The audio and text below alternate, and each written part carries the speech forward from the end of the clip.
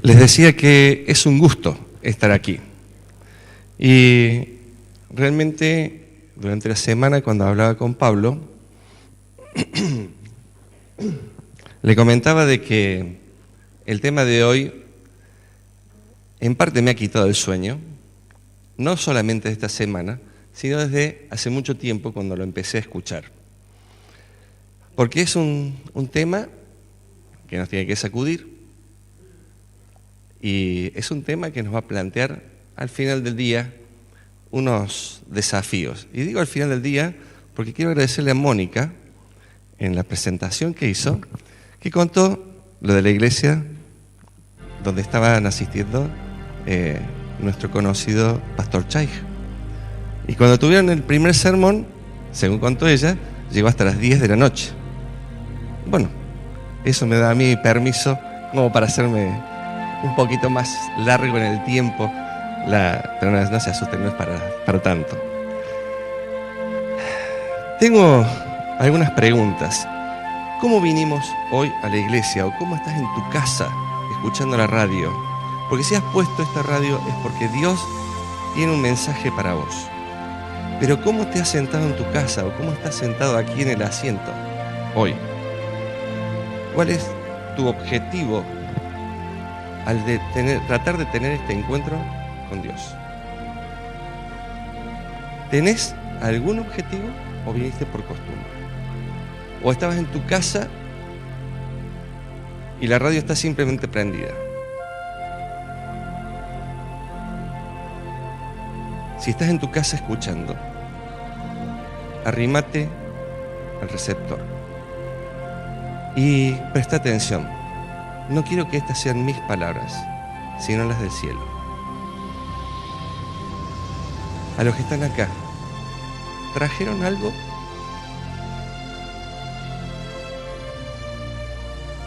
¿Trajeron algo en su corazón? De hecho que sí. De hecho que sí que han traído algo. Y de eso vamos a hablar. Yo quiero hacerles un planteo que es posible que lo puedan sacar de contexto. Es posible. Pero yo quiero que presten atención. Porque el tema es fuerte. Yo hoy quiero hacerles un desafío. Quiero, y escuchen bien, que lleguemos a ser todos ateos. ¿Cómo les suena? Incoherente. Porque hemos venido aquí a la casa de Dios y resulta que yo les estoy planteando de que seamos ateos. Y ahora vamos a pasar al desarrollo. Cuando nosotros pensamos en Dios, estamos pensando de acuerdo a cómo nos han educado. El concepto mío es uno. El de cada uno de los que está sentado aquí es distinto. A mí me enseñaron de que Dios es mi Padre. Entonces, ¿qué hago yo? Tomo la referencia del concepto y las vivencias que yo tuve con mi Padre. Imagínense por un momento el concepto que tiene aquella persona que nunca tuvo un padre. ¿Cómo concibe a Dios? ¿Cómo concibe a Dios aquel que en lugar de haber tenido un padre como me tocó a mí, amoroso, cariñoso, educador, cómplice, amigo, vivaz y un montón de cosas que les puedo contar en otro momento de quién era mi padre? ¿Cómo pensaría alguien que ha tenido un padre golpeador, un padre borracho, un padre mujeriego y muchas cosas más?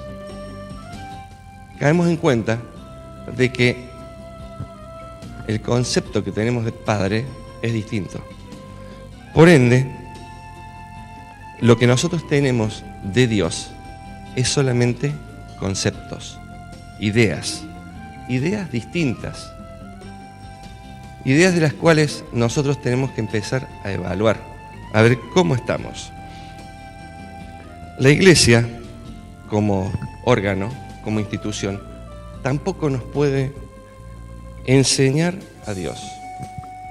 Si no, fíjense cómo fueron los fariseos, que enseñaron su vida lo que era Dios. La escuela que tenemos aquí al lado trata de dar a nuestros hijos una explicación desde los conceptos preconcebidos de los maestros. Y ni siquiera la familia, como decíamos recién, nos puede dar un concepto acabado de lo que es Dios. Tomamos la referencia del padre. Un padre es distinto a otro. Y después lo otro. Cada uno de nosotros como receptores de los mensajes somos distintos. Aquel que es padre sabe que no se le puede enseñar de la misma manera a un hijo que a otro. Solo nos dan referencias, nos marcan el camino. Solo Jesucristo puede enseñarnos realmente quién es Dios. Él dijo, yo soy el camino, la verdad y la vida. Nadie conoce al Padre si no es por mí. O sea que yo hoy estoy cometiendo errores al decir lo que digo, porque yo le estoy tratando de bajar la línea de mi pensamiento. Por eso les digo, tenemos que desprendernos de nuestros conceptos de quién es Dios. Llegar a ser ateos por eso, ese ateísmo es al que me refiero. Cómo entraste o cómo estás en tu casa escuchando el mensaje de cómo conoces a Dios. Yo quiero que hoy puedas encontrar el camino. El Espíritu Santo es el que le da sentido al concepto de quién es Jesucristo. Dice la Biblia, hablando del Espíritu Santo, Jesús dijo, Él os guiará a toda verdad y justicia. No yo, es Él. La única manera que tenemos nosotros de relacionarnos con el Espíritu Santo para poder llegar a transitar este camino es con la entrega total, dejando de lado nuestros preconceptos y dejando que Él nos guíe. Cuando nosotros llegamos a tener una plena entrega al Espíritu Santo, recién ahí viene Jesucristo y va a destruir, escuchen bien, va a destruir nuestros conceptos de mis ideas de Dios. No yo. El Espíritu Santo va a ser presente a Jesucristo en nuestra vida. Y ahí vamos a poder recibir el mensaje apocalíptico que dice que es la revelación de Dios en nuestra vida, Jesucristo. Jesucristo es la revelación de Dios. Y ahí vamos a poder realmente dejar de lado todos nuestros conceptos. Vuelvo a insistir, el hecho de dejar de lado nuestros conceptos de Dios nos está produciendo una crisis. Una crisis que yo quise acentuarla desde el momento de plantear un ingreso distinto. Yo sé que ustedes pensaron en su mente, ¿dónde está el resto de la plataforma? ¿Por qué no cantamos el primer himno? ¿Por qué no se recogieron las ofrendas? Estaba ese concepto en su mente. Pero nosotros tenemos que desprendernos de los preconceptos. Ya vamos a avanzar sobre esto. Y nos vamos a dar cuenta de cuán necesario es en nuestra vida dejar de lado nuestro concepto de Dios. ¿Por qué? Porque la iglesia puede llegar a ser meramente una costumbre. Puede ser un lugar lleno de actividades al cual nos remitimos sábado a sábado, o los días que tenemos la reunión de oración en los distintos grupos, distintas iglesias. Y puede ser que sea nada más que eso, que sea algo vacío, una forma que se repite casi como el respirar, pero que no nos nutre y que no llega a ser un movimiento, y escuchen bien el concepto, movimiento que impacte la sociedad. Los judíos estaban inmersos en este movimiento, en estas costumbres. Los los dirigentes, tanto del Sanedrín como de las distintas grupos de sacerdocio, estudiaban cómo hacer formalmente una mejor adoración de Dios, pero no pudieron leer la revelación hecha carne de Dios en medio de ellos. Nosotros como grupo, como iglesia, podemos llegar a caer en esto. Por eso es necesario que hoy nos sacudamos y tratemos de sacar de nuestra mente todos los preconceptos que tenemos de Dios. Ellos eran excelentes haciendo lo suyo. Asistían todos los sábados a la iglesia, eran cumplidores, eran estudiosos y eran expertos en cumplir leyes.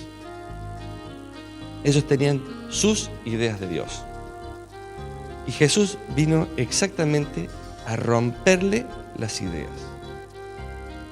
Si nosotros vamos repasando la vida de Cristo, nos vamos a dar cuenta de que fue una realidad paso a paso. Por otro lado, no hay nada más peligroso que quedarnos dentro de estas paredes con nuestras propias ideas.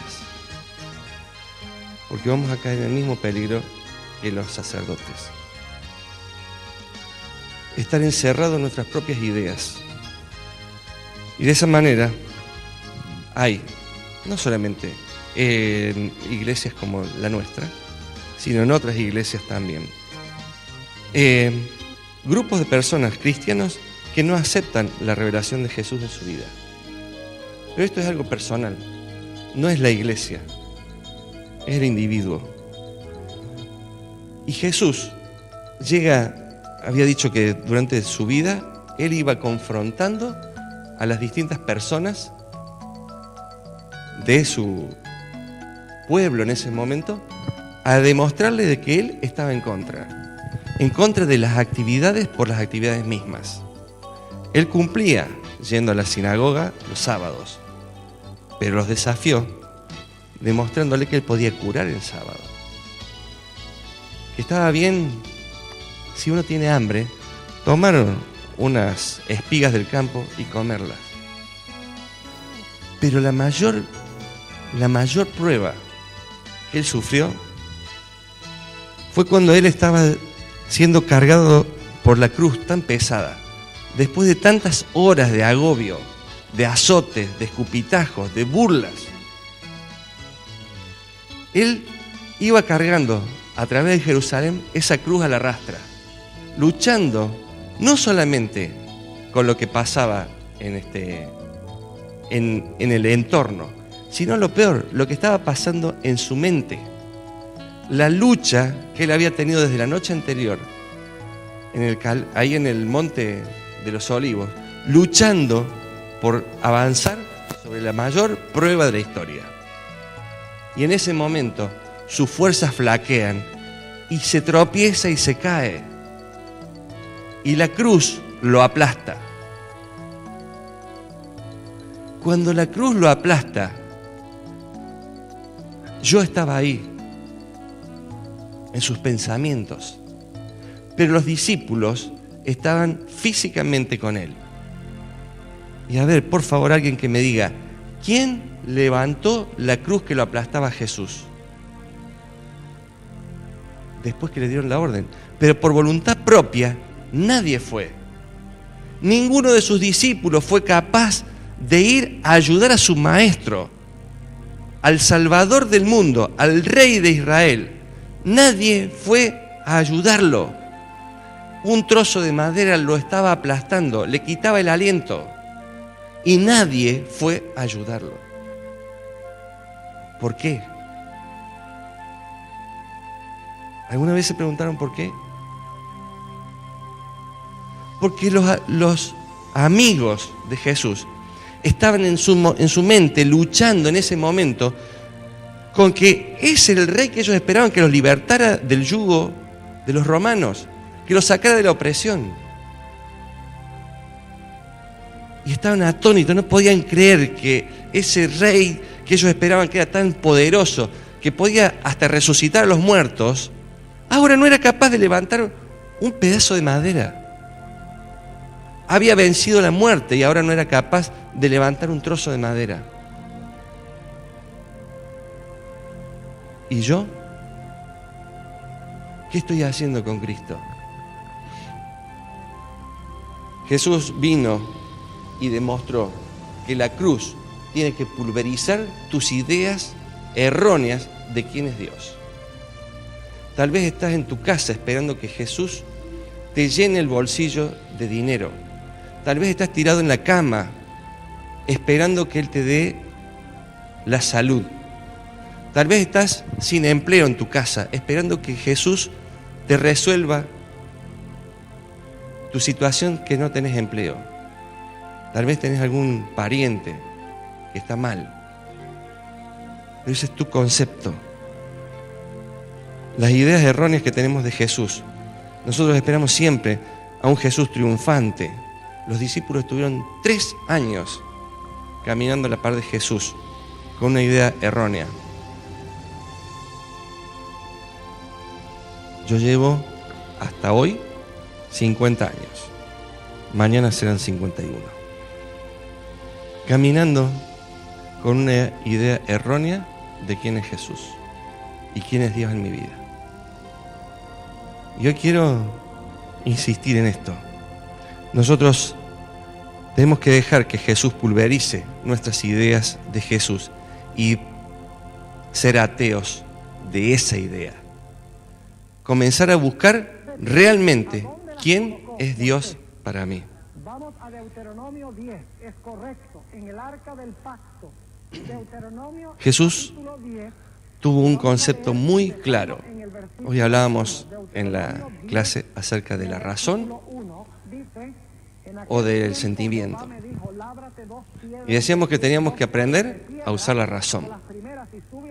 Pero la razón bien utilizada.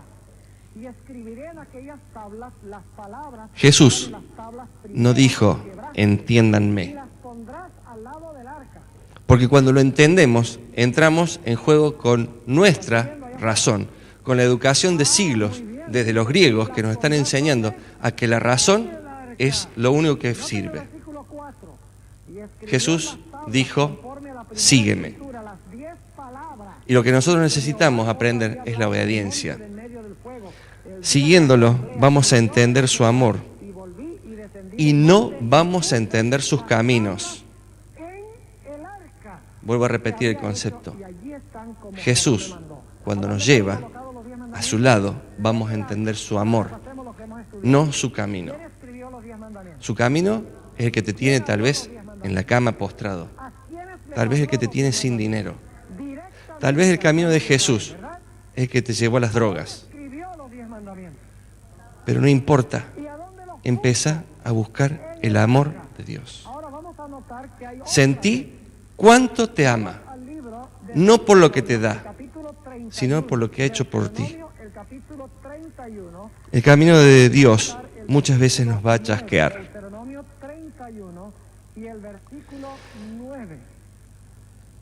Y lo hemos vivido. A cualquiera que le pregunte, ¿alguna vez te falló Dios? Y muchos me van a decir que sí. Pero nos está fallando desde mi idea, no desde su plan, no desde su camino. Déjalo que Él siga actuando en vos. Vas a ver el resultado. Él te va a destruir tus ideas para que te rindas a sus ideas y aprendas definitivamente a confiar en Él.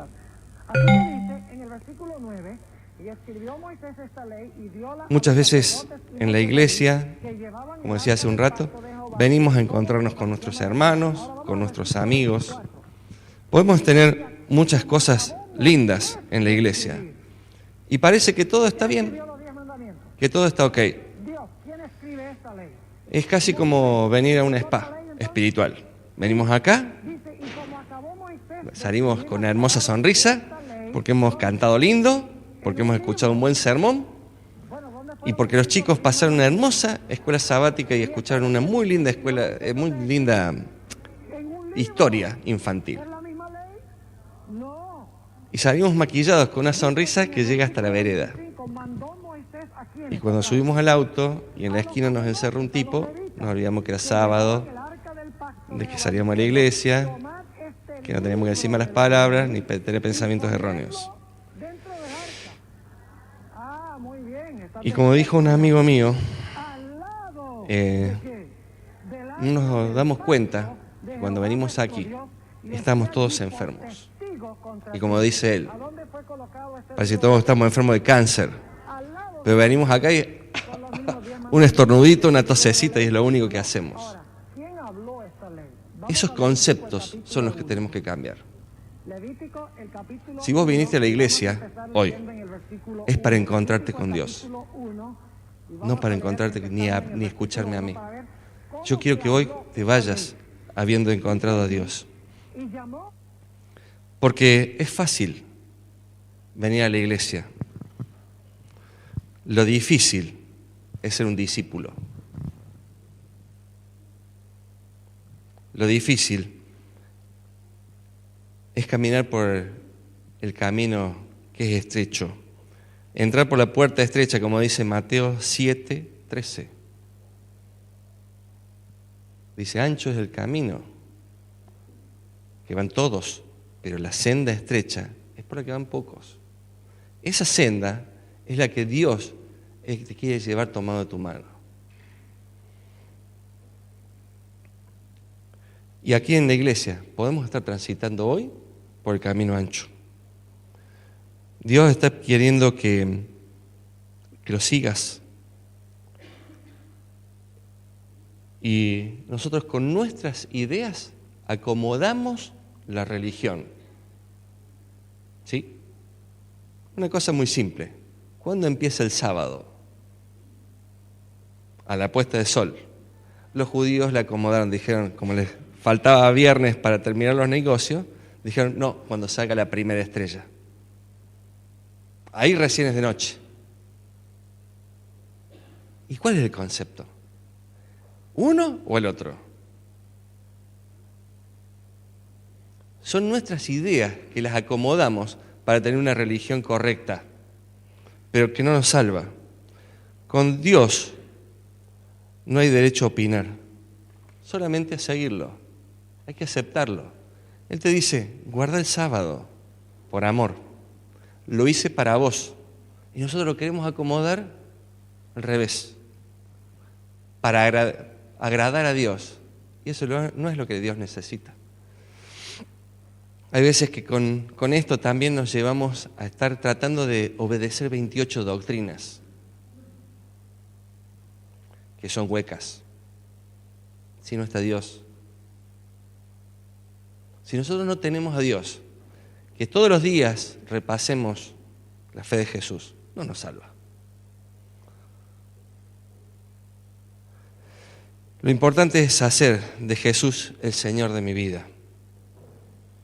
Y hay veces que nos preguntamos, ¿cuándo conociste a Cristo? Y muchos pueden decir, y yo, Raúl, cuarta generación adventista. Mi tatarabuela estuvo en Suiza charlando con Elena de White. Imagínense.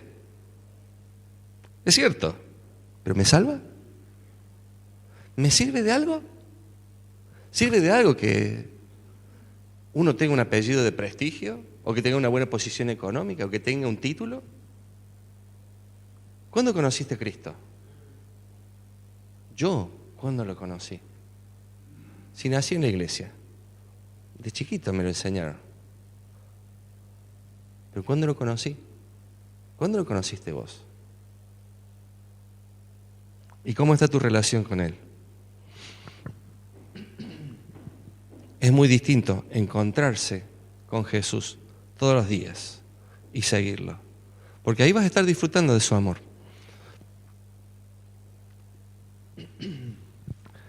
Cuando buscamos, quiero que alguien por favor busque y lea Filipenses 2:5. Porque en el conocimiento de esto es donde está nuestra salvación. Repito, Filipenses 2:5. ¿Sí? ¿Quién puede leer? Sí, por favor. dice para los que están en la radio, haya en vosotros el mismo sentir que hubo en Cristo Jesús. ¿Cómo voy a saber lo que sentía Jesús si no lo conozco? ¿Cómo voy a hacer? ¿Cómo voy a hacer cuando a la par tenga alguien que necesita ayuda? Mi ayuda. Y yo no soy como pensaba Jesús en ese momento. El mundo nos ofrece un camino. Cuanto más grandes somos, ¿sí?, es cuanto más subimos, cuanto más encumbrados económicamente, cuanto más tenemos. Sin embargo, Cristo nos pide que bajemos, que nos humillemos, y ahí vamos a ser grandes. Tenemos que romper todos los preconceptos que tenemos. Para el mundo, el ganador está en la punta de la pirámide, sometiendo a todos los demás. Ese es poderoso. El que está en la cúspide, solo. Mientras tanto, Dios nos pide en Lucas 22, 26 y 27. ¿Alguien que lea? Lucas 22 y 27. Jesús ahí nos da el secreto del éxito. Es el servicio. No es el que se sienta a la mesa, dice, sino el que sirve, el mayor. Y Él vino a eso. Vino a servir. Satanás tiene su plan desde siempre. Él quiso subir a las estrellas. Quiso subir de ser un ser creado a ser Dios. Y eso es lo que nos vende a nosotros. Cristo nos pide todo lo opuesto. Cuando Dios nos pide que subamos, cuando Satanás nos pide que subamos, Dios nos pide que bajemos. Y una pregunta que veníamos hablando del ateísmo, que es para reflexionar. ¿Ustedes alguna vez se preguntaron por qué hay tantos ateos?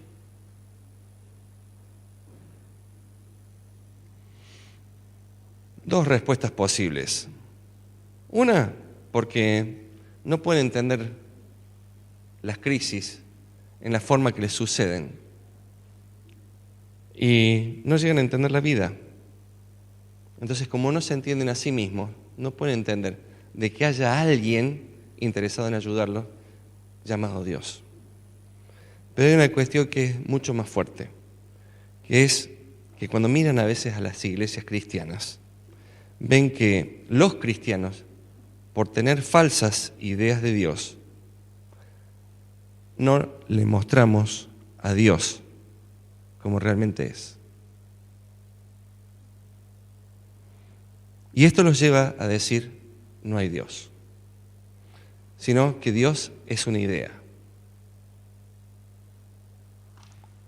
Y nosotros hay veces que estamos viviendo de la misma manera. Las iglesias están llenas de miembros que están contentos y conformes con convivir con esa idea de Dios. Y hay veces que nos encerramos en la iglesia y oramos y alabamos a la idea, no a Dios.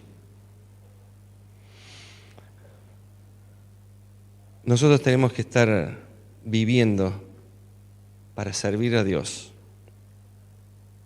y romper la idea de Dios, que no es que la esté inventando. Cuando nosotros buscamos Apocalipsis 3, 15 al 17, nos habla acerca del día de hoy, de quiénes somos los que estamos aquí. Gracias, Mónica. Para aquellos que están en la radio y no han escuchado, aquí hablas acerca de la iglesia de la Odisea. Y la acusa de ser tibia, de no ser fría ni caliente. Y por ende va a ser vomitada. Mientras tanto, también le dice a la iglesia de que se siente rica, que se siente fuerte, que se ha engrandecido, porque tiene una idea errónea de Dios. Los discípulos también se sentían fuertes. Los sacerdotes se sentían poderosos, tan poderosos que no necesitaban de Jesús. Ahora, ¿qué pasa si hoy nos encontramos con Jesús? ¿Qué pasa si realmente hoy logramos salir de aquí, no con una sonrisa de plástico, sino con el impacto en nuestra vida, que se trasluzca Jesús? Yo quiero que meditemos un ratito en esto. Mientras nosotros pensamos, Matías va a poner una música para que primero los chicos vengan acá a escuchar su historia.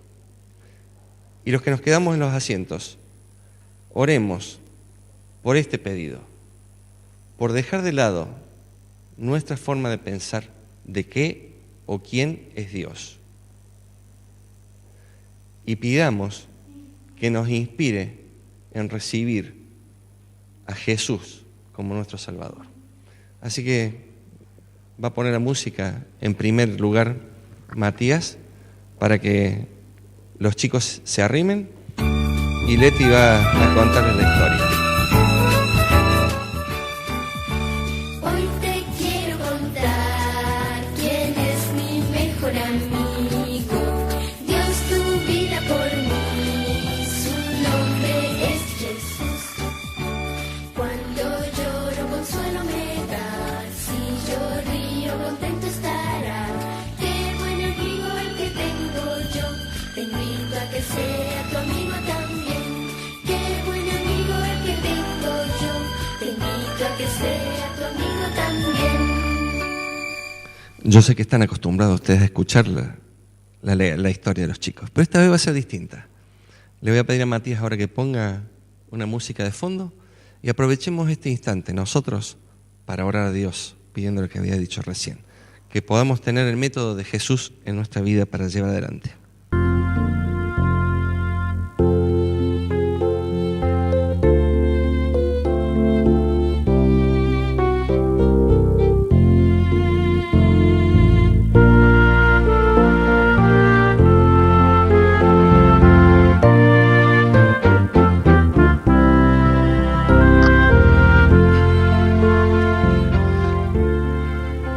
Mientras los chicos vuelven, vamos a pedirle a Matías que busque el himno número 497, porque en estos momentos es necesario alabar a Dios, porque Él está dispuesto a tomarnos a nosotros, y si nosotros hemos elegido estar siendo como Jesús, nuestra vida tiene que ser entregada al servicio.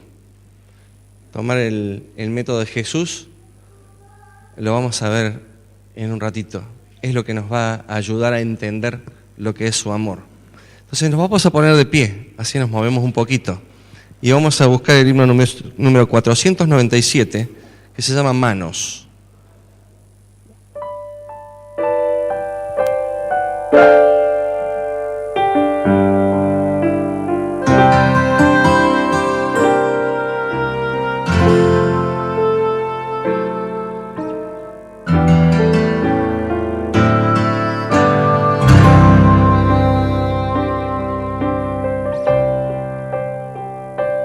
Estas manos Dios me dio para que puedan servir al que a mi lado está y no puede sonreír.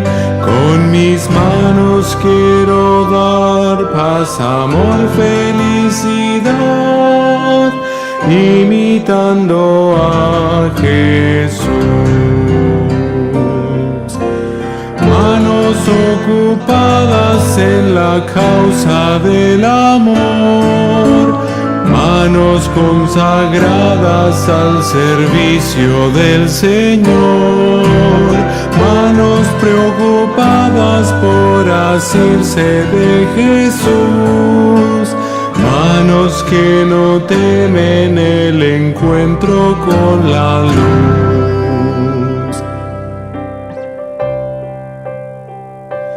Estas manos se unirán a las de mi Salvador, demostrando así el poder que mi vida transformó.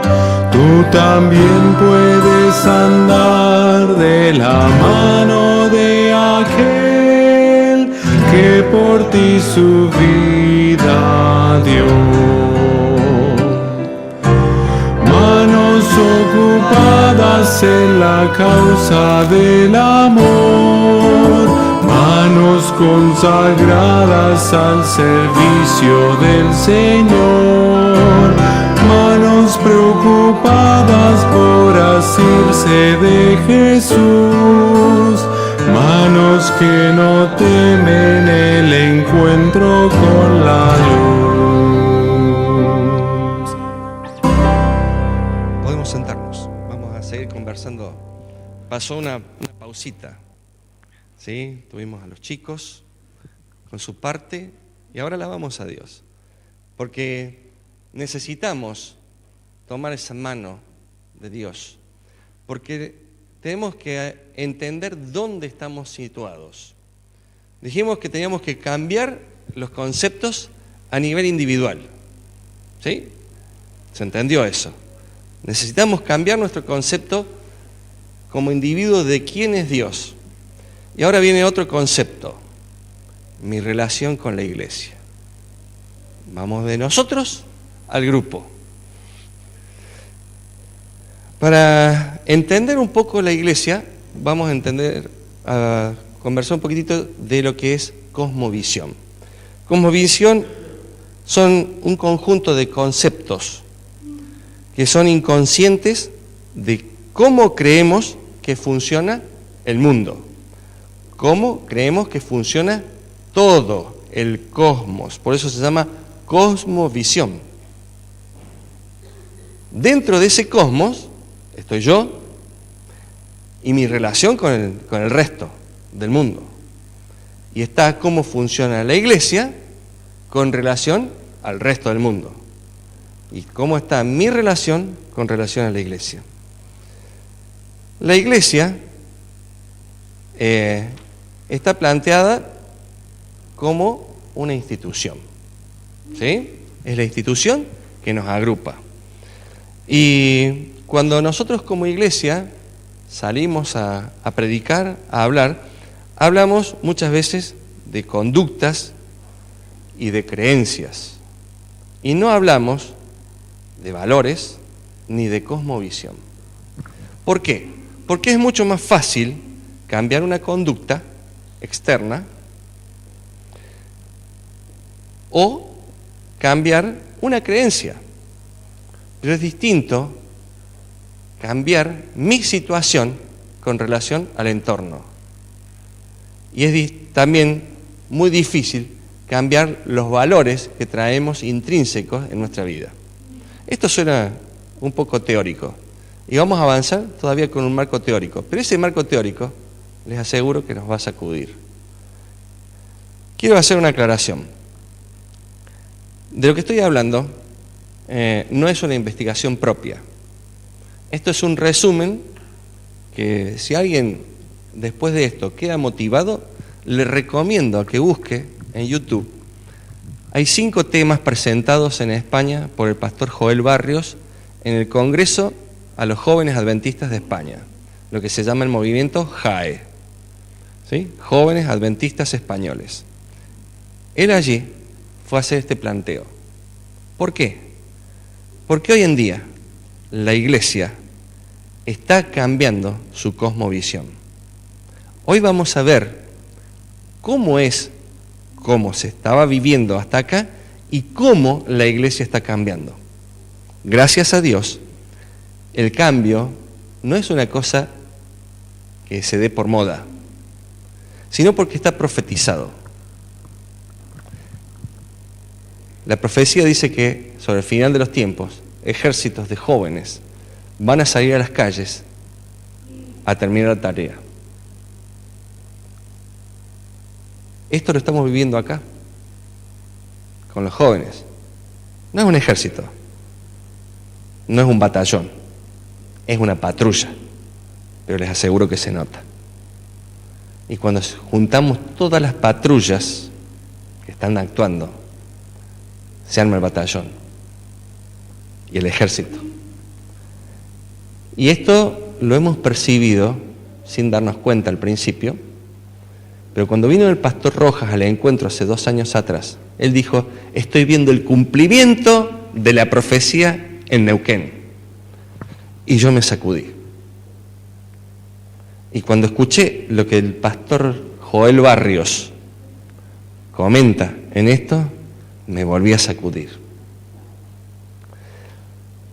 El planteo es el siguiente.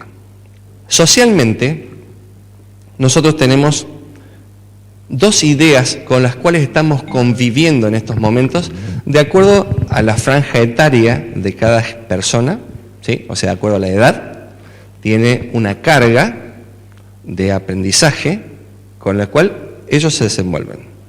Y por otro lado, hay otro grupo que es más joven, nacido más adelante, en el cual tienen otra visión. Esas visiones se las han denominado modernismo y postmodernismo. Y por ahí hay algunos que estamos con un pie en cada lado. El modernismo estudia a la naturaleza y a sus leyes para ver cómo utilizarlas. Para poder utilizarla de mejor manera, utiliza la ciencia. La ciencia la desarrolla en laboratorios y en las universidades. Y esas universidades, con el transcurso del tiempo, en el siglo XIX y en el siglo XX, han generado una serie de pautas con las cuales se convive y se ejerce la vida que nos llegan a reemplazar a la Iglesia. El humanismo enseñado en las universidades desplaza la presencia y la necesidad de Dios, a tal punto de prohibirlo. Por otro lado, la ciencia desarrolla máquinas para poder hacer trabajos más efectivos de modificación de la naturaleza para nuestro beneficio y de modificación de leyes o de situaciones para nuestro beneficio. Por ejemplo, con máquinas se construye un dique para juntar agua, para tener mejor riego, para tener mejor producción de frutas, para tener electricidad, para tener reservas de agua por las dudas venga un año de sequía. La ciencia hace todo esto. ¿Y con eso qué logra? Control.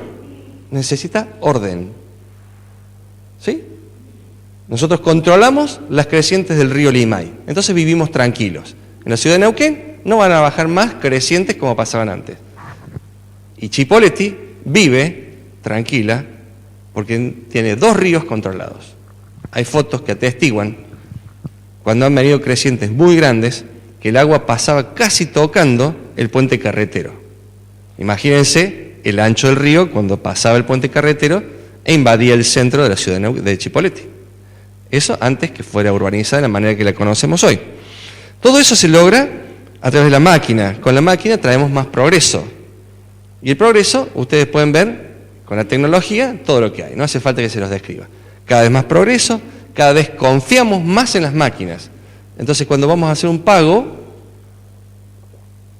y la cola no avanza, hay alguno que grita, ¿qué pasa? Y se cayó el sistema.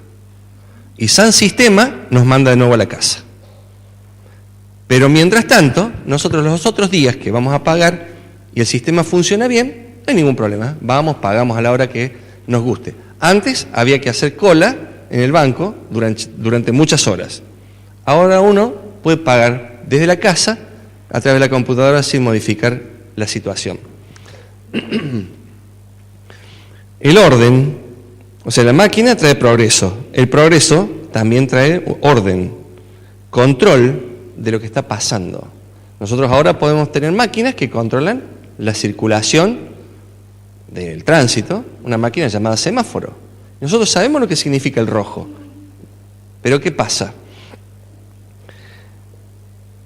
No siempre ya vamos a ver más adelante, no siempre se respetan estas cosas. El tener mayor control nos produce la posibilidad de tener un mejor avance. Entonces nosotros podemos elaborar estrategias para avanzar. Y esto nos da una mayor productividad. Y la mayor productividad nos da más crecimiento. nuestro negocio florece. Porque nosotros antes hacíamos un producto manualmente y ahora mecanizado podemos hacer miles por día. Esto nos lleva a preguntarnos en cómo hacer las cosas y no nos lleva a pensar el por qué. Nosotros necesitamos cemento para construir casas. ¿Cómo lo vamos a obtener? Explotando una montaña, quemando las piedras para que se produzca el cemento, lo molemos, lo embolsamos y trabajamos. Y nadie mide las consecuencias ecológicas de esto. Nadie mide que el progreso destruye. Por otro lado, el posmodernismo, ¿sí? Ahora pasamos de un lado al otro, se rebela contra el modernismo. Dice, yo no quiero destruir las montañas. Yo quiero que se piense cómo vamos a obtener un producto sustentable. ¿Escucharon el término? Sustentable. Eso es posmodernista. Entonces ya no se cree en las estructuras tan grandes. Ya no hay un Henry Ford que aparezca inventando un sistema de producción que sea absolutamente mecanizado y producción en serie. Ahora hay un tipo, que lo conocimos el domingo pasado, que vive con su esposa apartado en el lago Marimenuco con una antenita y ahí está, trabajando, y su trabajo lo reciben en Estados Unidos y él produce programas para Samsung. Solito, mi alma. No tiene empleados, él quiere salir a pasear, baja de la casa, tiene a 30 metros la playita. Eso es posmodernismo. Cambiaron los conceptos de cómo enfrentar la vida. Pero eso también nos lleva a que descreamos del Estado. No vamos a hablar de política, pero sabemos de que el Estado gasta más de lo que recibe, por lo tanto nos está endeudando a nosotros. Entonces yo no creo en el Estado porque es un mentiroso. Ojo, no ataco a nadie porque esto pasa en todos lados, si no escuchen lo que pasa en Grecia. Esta semana se declaró en default definitivamente. ¿Lo escucharon? Grecia está con un pie en el euro y con un pie en la dracma. No saben qué van a hacer. Los griegos no pueden sacar más de 60 dólares por día. Perdón, 60 euros, 66 dólares por día. Y tienen que vivir con eso. Están bajo el corralito. ¿Creen o no creen en el Estado? Mañana votan. Por sí o por no. El posmodernista no cree en el Estado. Si me está metiendo la mano en el bolsillo. Antes, cuando yo hacía las cosas solo, iba, cazaba. Si cazaba un ciervo, tenía comida para una semana. Si cazaba, no sé, una paloma, sopa de paloma. No tenía que rendirle cuenta a nadie. Desde que se inventó el Estado, ahora resulta que de la paloma, a mí me quedan las 2 alas y el resto se lo lleva el Estado. Entonces, yo no creo en el Estado. Eso es el posmodernista, ¿sí? Yo me tengo que poner con un pie en un lado, con un pie en el otro. No creo en la educación. La educación de hoy, pregúntenle a cualquier padre si está conforme con la educación. Le van a decir que no. No creo en la salud. Los médicos no saben nada. Mejor me voy, me compro yo solo y tomo las pastillas que me van a curar. ¿Y en la iglesia? Si no creemos en ninguna institución. El cómo lleva a la industria adelante y el cómo también lleva a la iglesia adelante. Nosotros tenemos estructuras dentro de nuestro pensamiento y de nuestra iglesia que son modernistas, que lo pensamos como una máquina, lo pensamos como algo que tiene que avanzar sí o sí. La iglesia piensa en cómo ganar más miembros, la iglesia piensa de cómo nos tenemos que vestir. La iglesia tiene clarito cómo es la adoración. Entonces, cuando yo entré y no cantamos la invocación, ¿qué pasó? ¿El Espíritu Santo no viene? Si no estamos los tres acá adelante, o yo hubiera venido sin corbata, ¿soy menos santo? Esto no es algo de la iglesia adventista, es del cristianismo. Cuando vinieron los colonizadores acá, ¿qué traían? El progreso. ¿Y el progreso detrás de qué lo traían? Detrás de la cruz. Y los obligaban a cambiar de pensamiento. Y cuando digo los obligaban, los obligaban. Este concepto no es bíblico. Por favor, no descontextualicen lo que estoy diciendo. Estoy diciendo, el concepto no es bíblico, pero el orden es necesario. Ahora no tenemos que ver en el cómo, sino el por qué y el para qué. Es distinta la interpretación de lo que yo tengo que hacer, de lo que la iglesia necesita que yo haga, y yo lo que necesito que la iglesia haga para poder tener orden. Estamos hablando de un Dios de orden. Pero el concepto de invasión cultural, de invasión religiosa, no es bíblico. Pero nosotros muchas veces, como iglesia, actuamos como las topadoras que desmontan para sembrar nuevas semillas.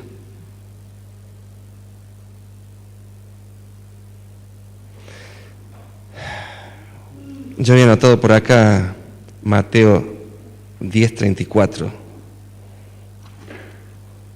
porque es necesario que entendamos que Jesús dijo algo muy importante. ¿Alguien tiene Mateo 10:34?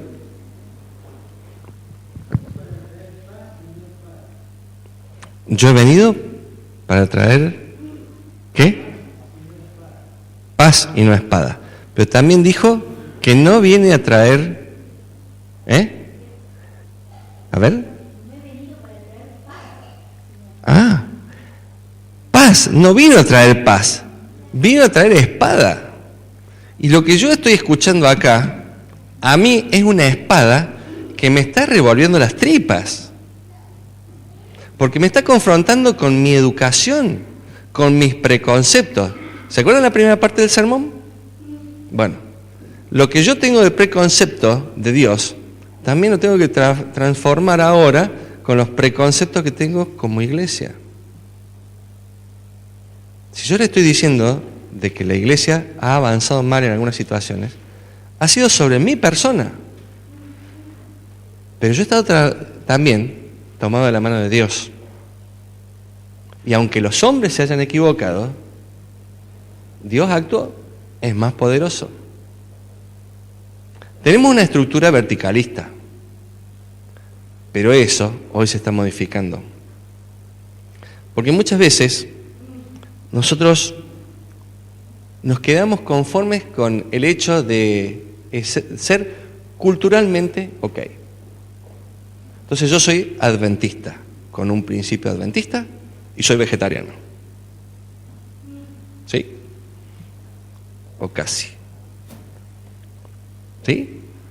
Y no fumo, practico deportes, y me levanto temprano y me acuesto temprano, y vengo a la iglesia, y hago todo perfectamente bien.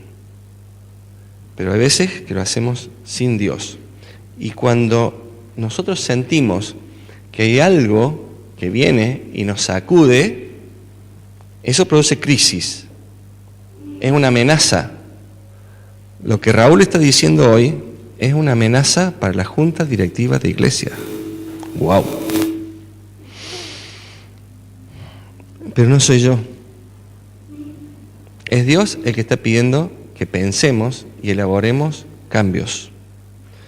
Nosotros muchas veces nos quedamos tranquilos porque pusimos leyes a la máquina y pusimos un manual que nos guía. porque esa es la mecánica. A ver, ustedes se compran una nueva máquina. Vamos a soñar la máquina perfecta.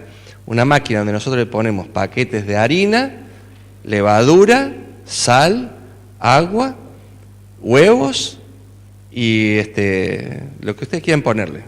Toda la despensa. Y uno aprieta un día y dice, quiero guiso. La máquina sola elabora todo, sale un guiso perfecto como lo hacía mi mamá. Sí.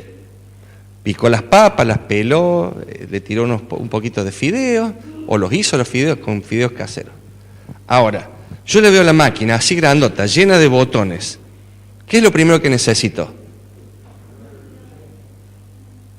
Manual de instrucciones.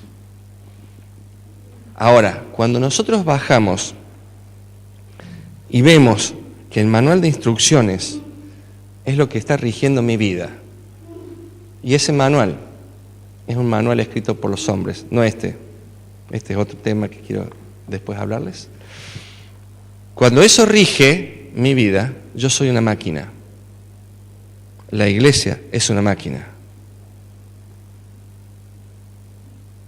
Distinto a este. Este es el manual de instrucciones.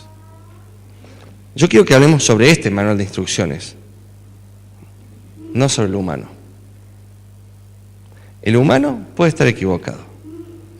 Si ustedes se remiten al inicio de nuestra iglesia, van a poder descubrir, y en esto los insto, yo no voy a entrar en detalle en esto, los insto a que escuchen el tema número 3 de Joel Barrios, que habla de esta parte. Él especifica, después de un estudio de muchos años, muestra en la pantalla del video los escritos que hablan acerca de esto. Y hay una gran diferencia. Una máquina, ¿cómo se la imaginan ustedes? Máquina en general.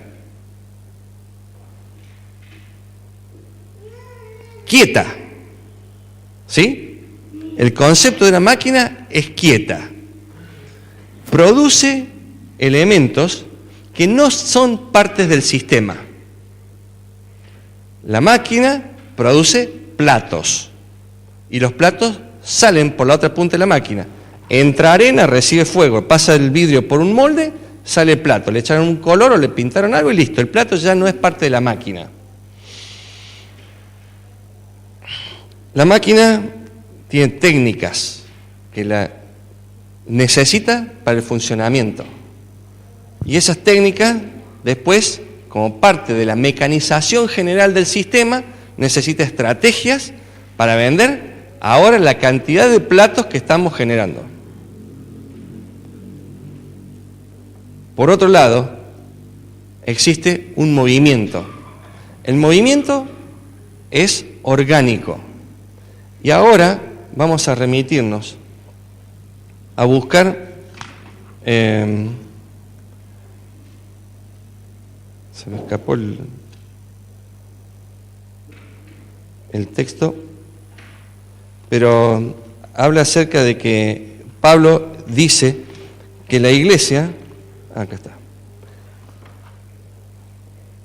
en Efesios 1, 22 y 23.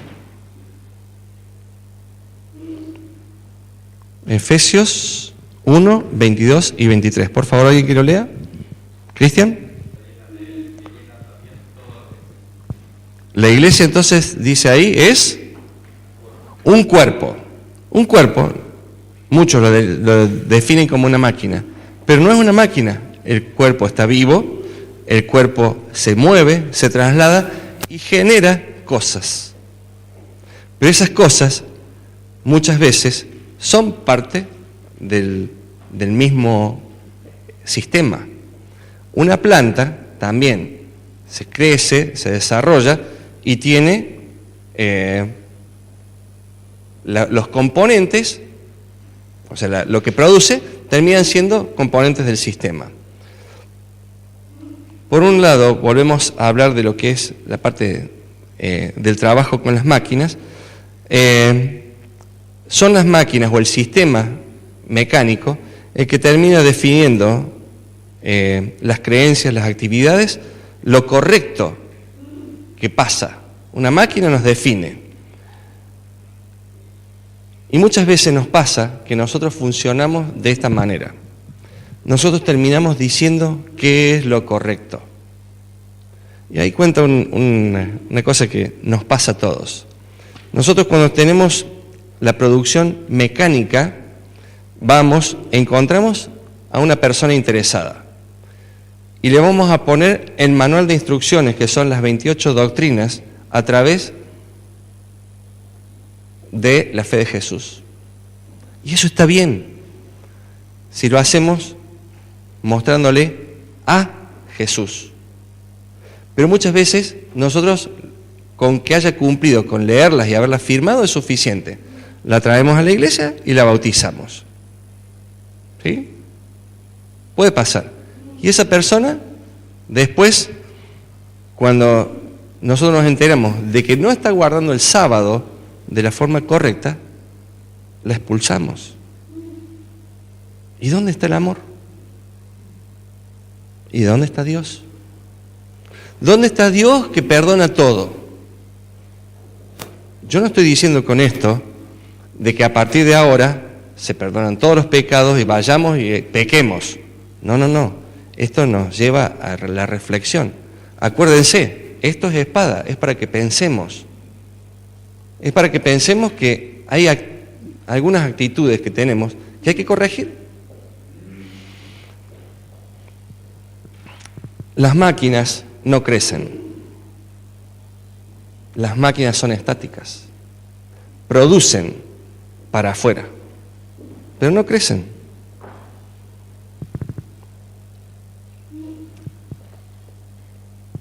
La diferencia que tenemos que plantear nosotros es volver al espíritu de los pioneros. Los pioneros tenían una estructura muy pequeña que estaba al servicio del ideal.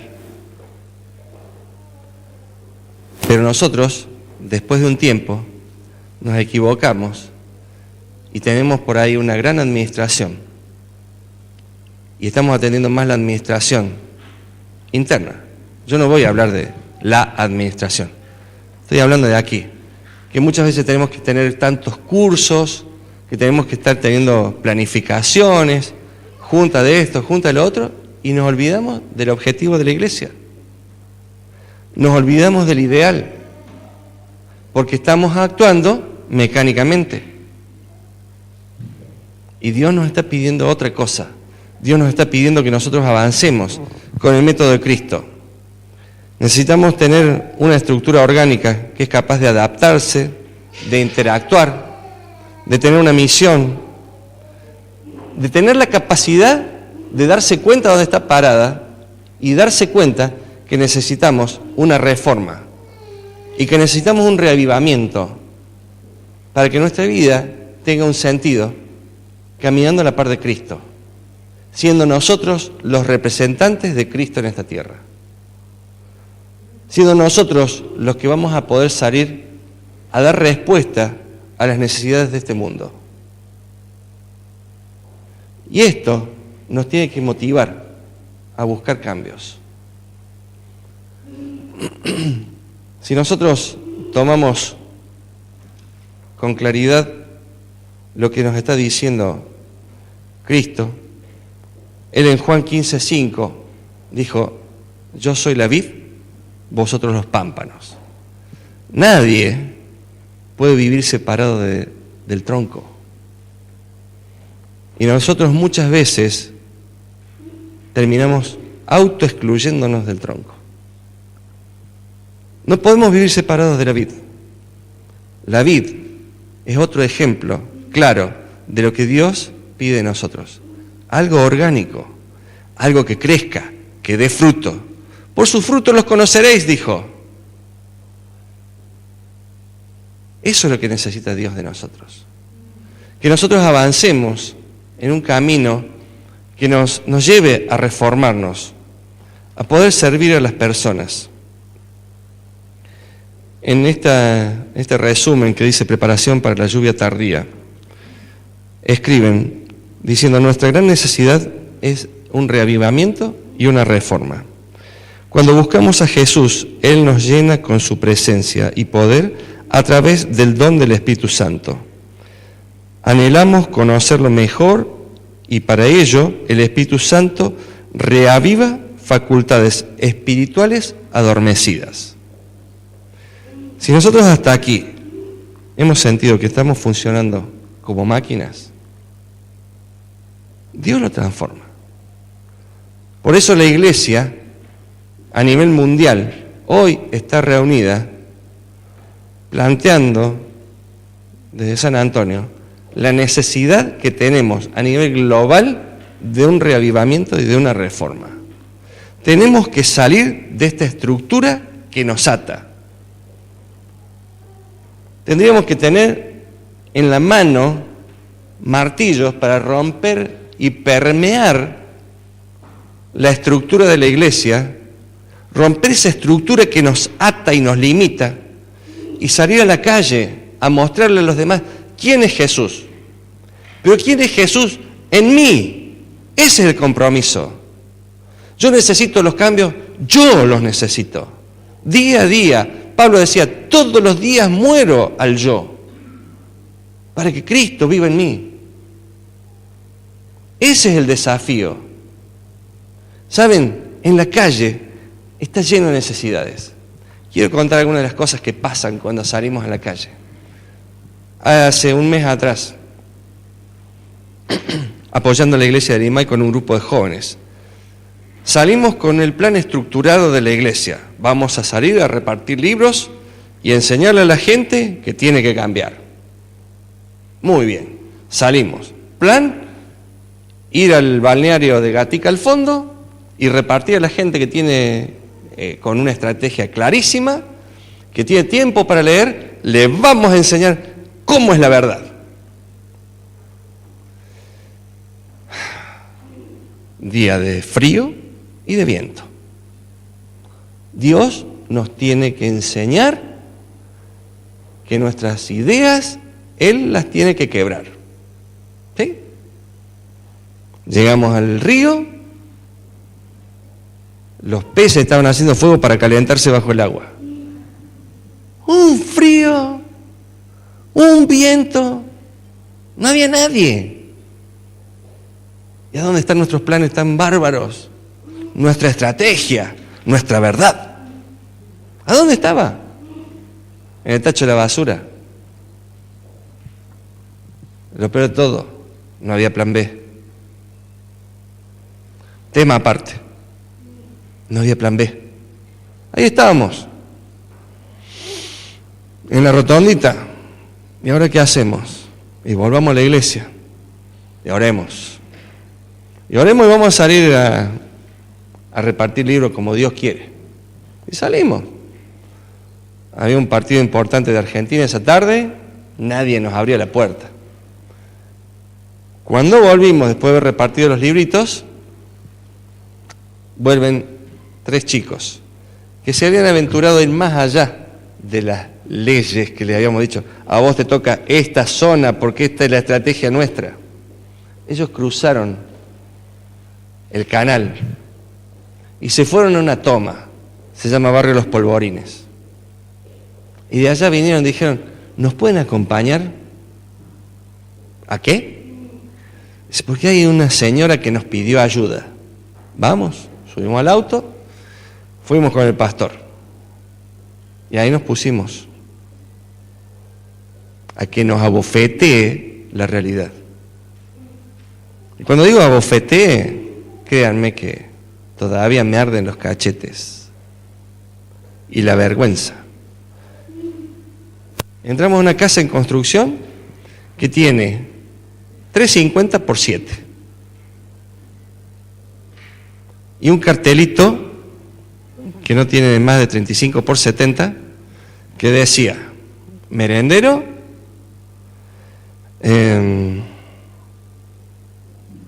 Rincón de Luz, gracias. Merendero Rincón de Luz. Lo maneja Valeria, una chica de 32 años más o menos. Valeria le da de comer de su bolsillo a 32 chicos y a 4 mujeres embarazadas 3 veces por semana. El marido trabaja en el petróleo. Tiene buen sueldo. Sácale lo del Estado y sácale a Valeria, que le gasta todo el sueldo en darle de comer a los otros. Se juntaron 13.000 pesos para comprarse el techo y ampliar la casa en un salón de 7x5, donde ahí va a funcionar en su casa el merendero. ¿Y vos qué estás haciendo? Yo haciendo crecer la panza. Como también. Y estos chicos la aman a Valeria. Porque Valeria les da atención, les brinda amor, los ayuda a hacer los deberes. Y nosotros repartiendo libritos. Me dijo, yo no asisto a ninguna iglesia, pero soy cristiana. Se nota.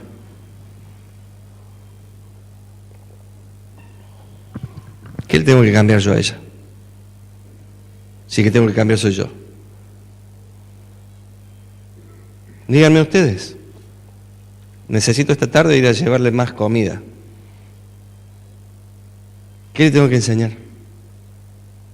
A los 32 chicos les hace falta ropa.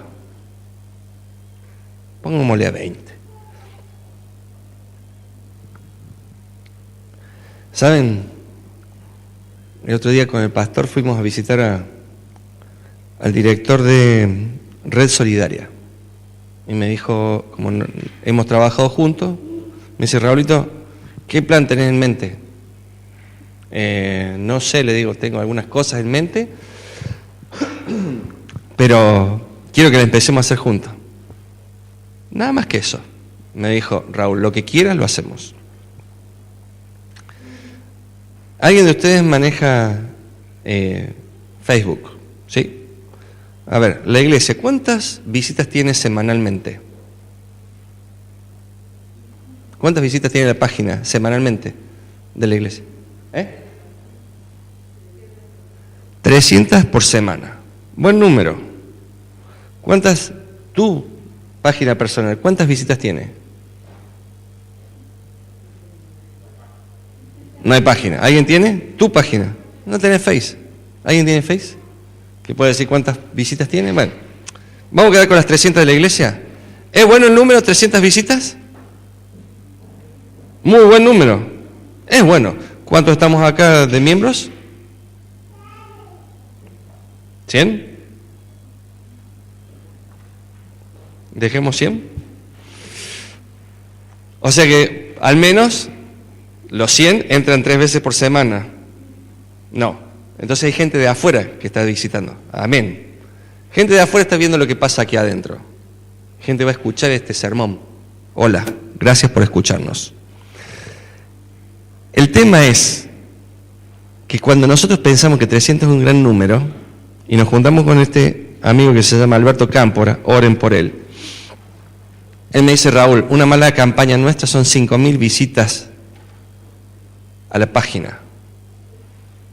Una buena campaña son 180.000 visitas a la página. Bueno, ellos se están poniendo al servicio nuestro. ¿Con qué concepto? Yo se los decía en la escuela sabática. El concepto es el siguiente. Dicen, Raúl, nosotros les damos lo que necesitan físicamente. Ustedes le van a presentar la palabra, que es lo que realmente necesitan.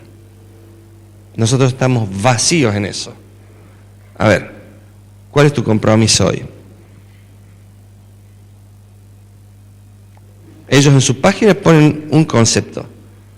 No queremos tu dinero, queremos tu compromiso. Al hígado, ¿no? Eso lo está diciendo el mundo. Pero Dios también, ¿cuál es la novedad? Dios te está diciendo, ¿vos a qué venís conmigo? ¿A que pasemos un rato bien juntos? No me sirve. Yo te necesito a vos totalmente. Yo quiero tu corazón. Bueno, la gente afuera también está necesitando esto. Que nosotros vayamos a entregarle nuestro corazón. Esta tarde vamos a plantearle a los ancianos el proyecto para el segundo semestre. Tal vez puede ser para el año que viene también. Y requiere que vos entregues tu corazón. Cada uno lo que tenga para Dios. Y Dios te va a enseñar su amor cuando camines a su lado.